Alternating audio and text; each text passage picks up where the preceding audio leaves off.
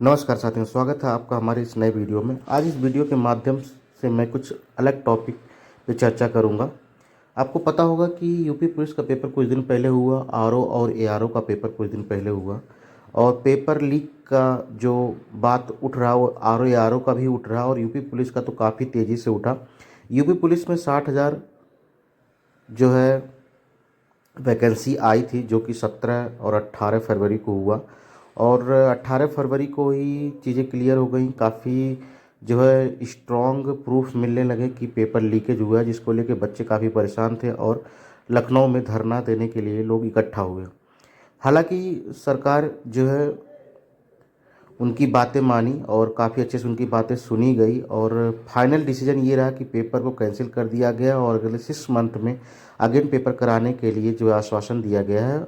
और पेपर देने जाने के लिए जो है यूपी की जो बसें हैं वो फ्री मुहैया कराई जाएंगी, ऐसा आश्वासन दिया गया है। पहली चीज़।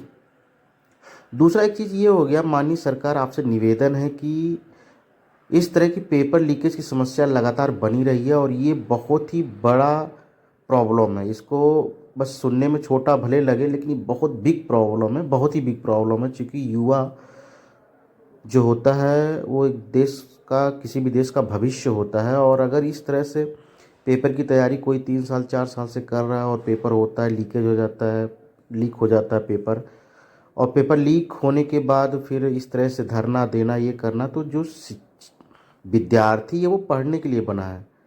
जो है हर पेपर को देख के फिर उस पर अनशन पे बैठना, आंदोलन करना, इसके लिए विद्यार्थी नहीं बना है।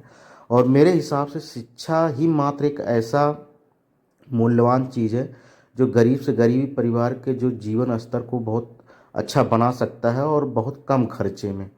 तो ये बहुत जो है उम्मीद वाली चीज़ हो जाती है कि शिक्षा भाई अच्छा होना चाहिए। तो इस तरह से कोई तैयारी कर रहा है और इस तरह से पेपर आए दिन लीक होंगे, इस तरह की समस्या आएगी, तो ये एक अच्छी बात नहीं है। इसलिए जो मेरा सुझाव है और सरकार से रिक्वेस्ट है कि आई होप इसके लिए जो कड़े से कड़े सज़ा का प्रावधान करना चाहिए अगर इस तरह से पेपर लीक कोई करता है।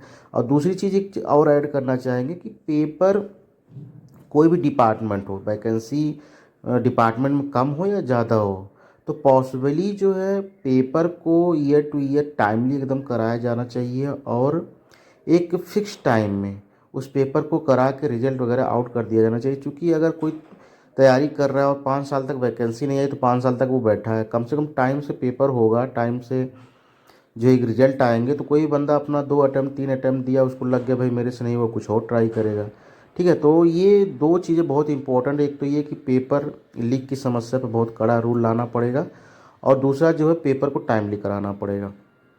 फिलहाल ये चीज़ें रहीं, और अभी आरओ एआरओ के लिए भी बच्चे जो इलाहाबाद में इकट्ठा हो रहे हैं, फिलहाल वहाँ पे अभी एग्जैक्ट क्या है, पेपर लीक का क्या है, बच्चे तो हल्ला कर रहे हैं। और आई होप जो है अगर वो बोल रहे हैं तो ऐसे तो कोई इतना खाली नहीं बैठा हुआ है कि जो है ना किसी चीज़ों को ऐसे बोलेगा। तो अगर आग लगी है तो धुआं उड़ेगा ही। ठीक है, तो कुछ तो प्रॉब्लम वहाँ पे भी है, तो उम्मीद है सरकार जो है उनके भी बातों को ध्यान देगा, आरओ एआरओ के स्टूडेंट को भी ध्यान दिया जाएगा, और जो चीज़ें हैं इसको क्लियर किया जाएगा एग्जैक्ट मैटर क्या है, और उस हिसाब से उनका भी कुछ रास्ता निकाला जाएगा। आई होप आपको वीडियो अच्छा लगा हो। वीडियो अच्छा लगा लाइक शेयर